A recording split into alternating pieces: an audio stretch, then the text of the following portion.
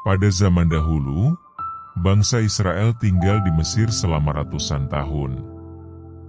Awalnya mereka hidup dengan damai karena Yusuf, salah satu anak Yakub, pernah menjadi penguasa besar di negeri itu. Namun seiring berjalannya waktu, generasi yang mengenal Yusuf telah meninggal dunia. Mesir pun dipimpin oleh seorang Firaun baru yang tidak mengenal jasa Yusuf.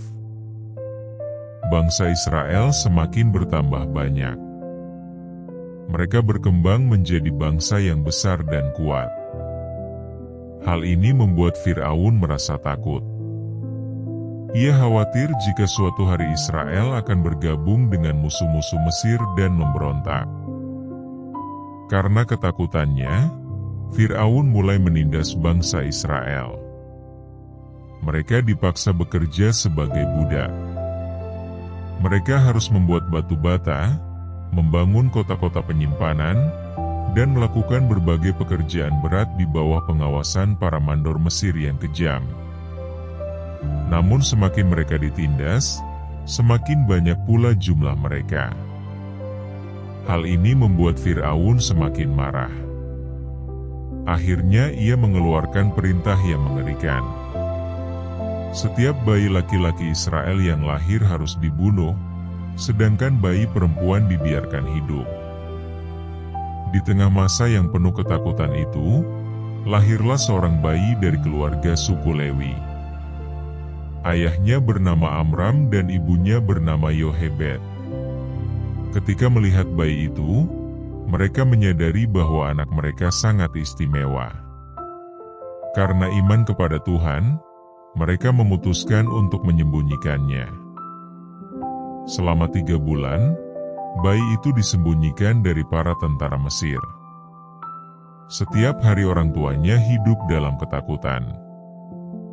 Jika ketahuan, bukan hanya bayi itu yang akan dibunuh, tetapi seluruh keluarga bisa mendapat hukuman berat. Namun ketika bayi itu semakin besar dan tidak bisa lagi disembunyikan, ibunya harus mengambil keputusan yang sangat berat. Dengan penuh air mata, ia membuat sebuah peti kecil dari anyaman pandan. Peti itu dilapisi ter supaya tidak bocor ketika mengapung di air. Kemudian ia meletakkan bayinya di dalam peti tersebut dan menaruhnya di antara semak-semak di tepi sungai Nil. Ia menyerahkan nasib anaknya ke dalam tangan Tuhan. Tidak jauh dari situ, Miriam, kakak perempuan bayi itu, berdiri mengawasi dari kejauhan. Ia ingin mengetahui apa yang akan terjadi pada adiknya. Tak lama kemudian, putri Firaun datang ke sungai Nil untuk mandi. Saat melihat peti kecil di antara semak-semak, ia menyuruh pelayannya mengambilnya. Ketika peti itu dibuka, terlihat seorang bayi laki-laki yang sedang menangis. Hati putri Firaun tergerak oleh belas kasihan. Ia segera menyadari bahwa bayi itu adalah anak orang Ibrani. Namun alih-alih membiarkannya mati, ia memutuskan untuk menyelamatkannya. Melihat kesempatan itu, Miriam segera menghampiri putri Firaun. "Maukah tuanku saya mencarikan seorang perempuan Ibrani untuk menyusui bayi ini?" tanyanya. Putri Firaun setuju. Dengan penuh sukacita, Miriam pergi memanggil ibunya sendiri, yaitu ibu kandung bayi tersebut. Tanpa diketahui putri Firaun, Tuhan sedang mengatur semuanya dengan sempurna. Yohebed pun kembali menggendong bayinya sendiri. Bahkan ia dibayar untuk merawat anak yang telah ia selamatkan. Selama beberapa tahun, Musa dibesarkan oleh orang tuanya dan belajar mengenal Tuhan nenek moyangnya, Tuhan Abraham, Ishak, dan Yakub. Ketika sudah cukup besar, bayi itu dibawa ke istana Mesir dan resmi menjadi anak angkat putri Firaun. Putri Firaun memberi nama kepadanya Musa, yang berarti ditarik keluar dari air. Tidak ada seorang pun yang menyangka bahwa bayi yang pernah terapung di sungai Nil itu suatu hari akan dipakai Tuhan untuk membebaskan jutaan orang Israel dari perbudakan Mesir. Namun sebelum itu terjadi, Musa harus menjalani perjalanan panjang yang penuh pelajaran, kegagalan, dan penyertaan Tuhan yang luar biasa. Setelah diangkat menjadi anak putri Firaun, Musa dibesarkan di istana kerajaan Mesir. Ia hidup di lingkungan yang sangat berbeda dari bangsanya sendiri. Sebagai pangeran Mesir, Musa mendapatkan pendidikan terbaik yang ada pada zamannya. Ia belajar membaca, menulis, memimpin pasukan, memahami hukum, dan mempelajari berbagai ilmu pengetahuan Mesir. Istana Firaun dipenuhi kemewahan. Musa memiliki pakaian yang indah, makanan yang berlimpah, serta para pelayan yang siap melayaninya setiap saat. Semua orang menghormatinya karena ia dianggap bagian dari keluarga kerajaan. Namun jauh di dalam hatinya, Musa mengetahui bahwa dirinya bukan orang Mesir. Ia adalah orang Ibrani, bagian dari bangsa Israel yang sedang diperbudak. Tahun demi tahun berlalu. Musa tumbuh menjadi seorang pria yang kuat, cerdas, dan terpelajar. Tetapi semakin dewasa, ia semakin memperhatikan penderitaan bangsanya sendiri. Suatu hari, ketika Musa berusia sekitar 40 tahun, ia memutuskan untuk mengunjungi saudara-saudaranya sesama orang Israel. Apa yang dilihatnya membuat hatinya hancur. Orang-orang Israel dipaksa bekerja tanpa henti. Mereka mengangkat beban berat di bawah terik matahari. Para mandor Mesir tidak menunjukkan belas kasihan sedikit pun. Jika ada yang lambat bekerja, mereka dipukul dengan kejam. Saat Musa berjalan di antara para pekerja itu, ia melihat seorang mandor Mesir sedang memukul seorang budak Israel dengan sangat keras. Musa marah. Ia melihat ke kanan dan ke kiri untuk memastikan tidak ada orang yang memperhatikannya. Dalam kemarahannya, Musa menyerang orang Mesir itu dan membunuhnya. Kemudian ia menyembunyikan mayatnya di dalam pasir. Musa mungkin berpikir bahwa ia sedang membela bangsanya. Mungkin ia berharap orang Israel akan melihatnya sebagai pembebas mereka. Namun kenyataannya tidak seperti yang ia bayangkan. Keesokan harinya Musa kembali mengunjungi bangsanya. Kali ini ia melihat dua orang Israel sedang bertengkar. Musa mencoba melerai mereka. "Mengapa engkau memukul sesamamu?" tanyanya. Tetapi orang yang bersalah menjawab dengan kasar. "Siapa yang mengangkat engkau menjadi pemimpin dan hakim atas kami? Apakah engkau mau membunuh aku seperti engkau membunuh orang Mesir itu?" Musa terkejut. Rahasia yang ia kira tersembunyi ternyata sudah diketahui orang lain. Saat itu juga ia sadar bahwa dirinya berada dalam bahaya besar. Tidak lama kemudian, kabar tentang pembunuhan orang Mesir itu sampai kepada Firaun. Firaun sangat marah. Ia memerintahkan agar Musa ditangkap dan dihukum mati. Musa tidak punya pilihan selain melarikan diri dari Mesir. Dalam waktu singkat, hidupnya berubah total. Dulu ia adalah pangeran yang tinggal di istana megah. Kini ia menjadi seorang pelarian yang berjalan sendirian melintasi padang gurun yang luas. Perjalanan itu panjang dan melelahkan. Pasir yang panas membakar kakinya. Persediaan makanan dan air sangat terbatas. Namun tanpa disadari Musa, Tuhan sedang mempersiapkannya untuk sesuatu yang jauh lebih besar daripada kehidupan di istana. Setelah menempuh perjalanan yang panjang, Musa tiba di sebuah daerah bernama Midian. Di sana ia duduk di dekat sebuah sumur untuk beristirahat. Saat itulah ia melihat beberapa perempuan datang membawa ternak mereka untuk diberi minum. Namun para gembala lain mengusir perempuan-perempuan itu dan mengambil tempat mereka. Musa yang memiliki hati pembela tidak tinggal diam.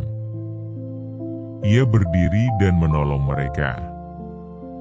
Musa mengusir para gembala yang mengganggu lalu membantu memberi minum ternak mereka. Perempuan-perempuan itu adalah anak-anak perempuan seorang imam Midian yang bernama Yitro. Ketika mereka pulang lebih cepat dari biasanya, Yitro terkejut dan bertanya apa yang terjadi. Mereka menceritakan tentang seorang pria Mesir yang telah menolong mereka. Mendengar hal itu, Yitro segera mengundang Musa ke rumahnya. Musa menerima undangan tersebut. Seiring berjalannya waktu, Musa menjadi bagian dari keluarga Yitro. Ia menikah dengan Zipora, salah satu putri Yitro. Dari pernikahan itu, mereka dikaruniai seorang anak laki-laki yang diberi nama Gersom. Musa berkata, "Aku telah menjadi seorang pendatang di negeri asing." Nama itu menggambarkan perasaannya. Ia jauh dari Mesir, jauh dari bangsanya, dan jauh dari kehidupan yang pernah dikenalnya. Hari demi hari berlalu. Minggu berganti bulan. Bulan berganti tahun. Tahun demi tahun terus berjalan. Musa yang dahulu hidup di istana kini bekerja sebagai seorang gembala. Setiap pagi ia membawa domba-domba keluar mencari padang rumput. Ia berjalan melintasi bukit-bukit berbatu, lembah-lembah kering, dan padang gurun yang luas. Pekerjaan itu jauh berbeda dari kehidupan seorang pangeran. Tidak ada pelayan. Tidak ada kemewahan. Tidak ada penghormatan. Hanya ada domba-domba, angin gurun, dan kesunyian. Namun justru di tempat sunyi itulah Tuhan sedang membentuk Musa. Ketika masih muda, Musa berpikir bahwa ia bisa menyelamatkan bangsanya dengan kekuatan sendiri. Ia bertindak menurut kemarahan dan keberaniannya sendiri hingga akhirnya harus melarikan diri. Kini Tuhan mengajarinya kerendahan hati. Setiap hari Musa belajar tentang kesabaran. Seekor domba yang tersesat harus dicari. Seekor anak domba yang lemah harus digendong. Kawanan domba harus dipimpin ke tempat yang aman. Tanpa disadari, semua pelajaran itu sedang mempersiapkannya untuk memimpin bangsa Israel suatu hari nanti. 40 tahun berlalu. 40 tahun adalah waktu yang sangat lama. Banyak orang mungkin mengira bahwa kisah Musa telah berakhir. Mungkin Musa sendiri berpikir demikian. Ia mungkin menganggap masa lalunya di Mesir hanyalah kenangan yang tidak akan pernah kembali. Namun Tuhan tidak pernah melupakan rencananya. Sementara Musa menggembalakan domba di Midian, bangsa Israel masih menderita di Mesir. Mereka terus dipaksa bekerja sebagai budak. Mereka diperlakukan dengan kejam. Mereka menangis dan berseru kepada Tuhan siang dan malam. Jeritan mereka naik sampai kepada Allah. Tuhan mendengar setiap tangisan mereka. Tuhan melihat setiap penderitaan mereka. Tuhan tidak melupakan janji yang pernah diberikan kepada Abraham, Ishak, dan Yakub. Suatu hari, setelah 40 tahun menggembalakan domba di tanah Midian, Musa membawa kawanan ternaknya ke daerah sekitar Gunung Horeb, yang juga disebut Gunung Allah. Hari itu tampak seperti hari-hari biasa. Matahari bersinar di atas padang gurun yang luas. Angin berhembus pelan melewati bukit-bukit berbatu. Domba-domba berjalan mencari rumput di antara tanah yang kering. Namun Musa tidak menyadari bahwa hidupnya akan berubah selamanya pada hari itu. Ketika sedang berjalan, tiba-tiba sesuatu menarik perhatiannya. Di kejauhan ia melihat sebuah semak yang terbakar oleh api. Awalnya hal itu tidak terlalu aneh. Di daerah gurun yang panas, semak kering memang bisa terbakar. Tetapi ada sesuatu yang berbeda.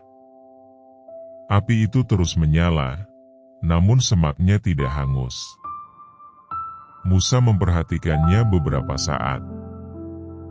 Semakin lama ia melihat, semakin heran ia dibuatnya. Aku akan pergi melihat pemandangan yang ajaib ini, pikir Musa. Mengapa semak itu tidak terbakar habis? Maka ia mendekat. Saat Musa berjalan menuju semak itu, Tuhan melihat bahwa ia datang untuk memperhatikannya. Lalu dari tengah-tengah api itu terdengar suara yang memanggilnya. Musa! Musa! Musa terkejut. Ia menjawab, "Ya, Tuhan." Lalu Tuhan berkata, "Jangan datang lebih dekat. Tanggalkanlah kasutmu dari kakimu, sebab tempat engkau berdiri itu adalah tanah yang kudus." Dengan gemetar Musa segera melepaskan kasutnya. Kemudian Tuhan berfirman, "Akulah Allah ayahmu, Allah Abraham, Allah Ishak, dan Allah Yakub." Ketika mendengar hal itu, Musa menutupi wajahnya karena takut memandang Allah. Lalu Tuhan mulai berbicara kepadanya. "Aku telah melihat penderitaan umatku di Mesir. Aku telah mendengar jeritan mereka karena para pengerah kerja mereka. Aku mengetahui kesengsaraan mereka. Tuhan tidak pernah melupakan bangsa Israel. Selama ratusan tahun mereka hidup di Mesir. Selama puluhan tahun mereka ditindas sebagai budak. Mereka mungkin merasa Tuhan diam. Namun Tuhan melihat semuanya.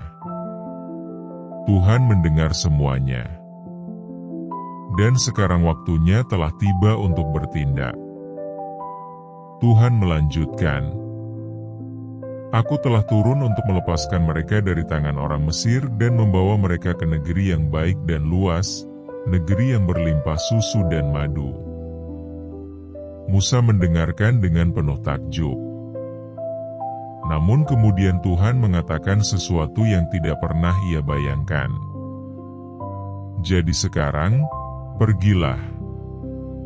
Aku mengutus engkau kepada Firaun untuk membawa umatku, orang Israel, keluar dari Mesir." Musa terdiam. 40 tahun yang lalu ia melarikan diri dari Mesir sebagai buronan. Sekarang Tuhan menyuruhnya kembali. Bukan sebagai pangeran. Bukan sebagai tentara. Melainkan sebagai utusan Allah. Musa merasa dirinya tidak layak. Ia berkata, "Siapakah aku ini? Maka aku yang harus menghadap Firaun dan membawa orang Israel keluar dari Mesir?" Tuhan menjawab, "Aku akan menyertai engkau." Tetapi Musa masih ragu. Ia bertanya, "Jika bangsa Israel bertanya siapa yang mengutus aku, apa yang harus kujawab?" Tuhan menjawab, "Aku adalah Aku." Lalu Tuhan berkata, "Katakan kepada orang Israel, Aku telah mengutus aku kepadamu." Tuhan kemudian menjelaskan bahwa para tua-tua Israel akan mendengarkan Musa, dan pada akhirnya Fir'aun akan dipaksa melepaskan bangsa Israel melalui kuasa Tuhan yang besar. Meskipun Tuhan telah berbicara langsung kepadanya dari semak yang menyala, Musa masih merasa takut dan tidak yakin. Ia berkata kepada Tuhan, "Bagaimana jika mereka tidak percaya kepadaku?" Karena itu Tuhan memberikan tanda-tanda ajaib.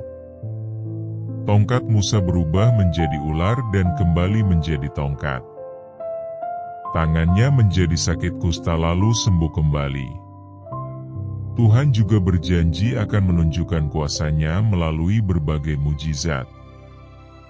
Namun Musa masih merasa tidak mampu. "Ya Tuhan, aku tidak pandai berbicara." Tetapi Tuhan menjawab, "Siapakah yang membuat mulut manusia? Bukankah aku, Tuhan? Pergilah, aku akan menyertai engkau." Musa tetap ragu dan meminta agar Tuhan mengutus orang lain. Maka Tuhan menetapkan Harun, kakaknya, untuk menjadi juru bicaranya. Akhirnya Musa tidak dapat lagi menolak panggilan Tuhan. Ia kembali kepada Yitro, mertuanya, dan meminta izin untuk pulang ke Mesir. Yitro memberkatinya dan berkata, "Pergilah dengan selamat." Musa lalu membawa keluarganya dan memulai perjalanan panjang menuju Mesir. Di tengah perjalanan Tuhan kembali meneguhkan Musa. "Tidak perlu takut. Semua orang yang dahulu ingin membunuhmu telah mati." Kemudian Harun datang menemui Musa di padang gurun sesuai perintah Tuhan. Kedua saudara itu bertemu dan Musa menceritakan semua yang telah Tuhan firmankan. Bersama-sama mereka pergi menemui para tua-tua Israel. Di hadapan mereka, Musa melakukan tanda-tanda ajaib yang diberikan Tuhan. Ketika bangsa Israel mendengar bahwa Tuhan memperhatikan penderitaan mereka dan akan membebaskan mereka dari perbudakan Mesir, mereka percaya. Segalanya tampak berjalan sesuai rencana. Namun kemudian terjadi sebuah peristiwa yang mengejutkan. Peristiwa ini hanya dicatat dalam beberapa ayat, tetapi menjadi salah satu bagian Alkitab yang paling sering menimbulkan pertanyaan. Dalam perjalanan menuju Mesir, Musa dan keluarganya berhenti di sebuah tempat penginapan untuk beristirahat. Malam itu sesuatu yang tidak terduga terjadi. Alkitab berkata, di tengah jalan, di suatu tempat bermalam, Tuhan berjumpa dengan Musa dan berikhtiar membunuhnya. Keluaran pukul 4:24. Bayangkan betapa mengejutkannya peristiwa ini. Tuhan baru saja memilih Musa. Tuhan baru saja mengutus Musa. Tetapi sekarang Tuhan ingin membunuhnya. Mengapa?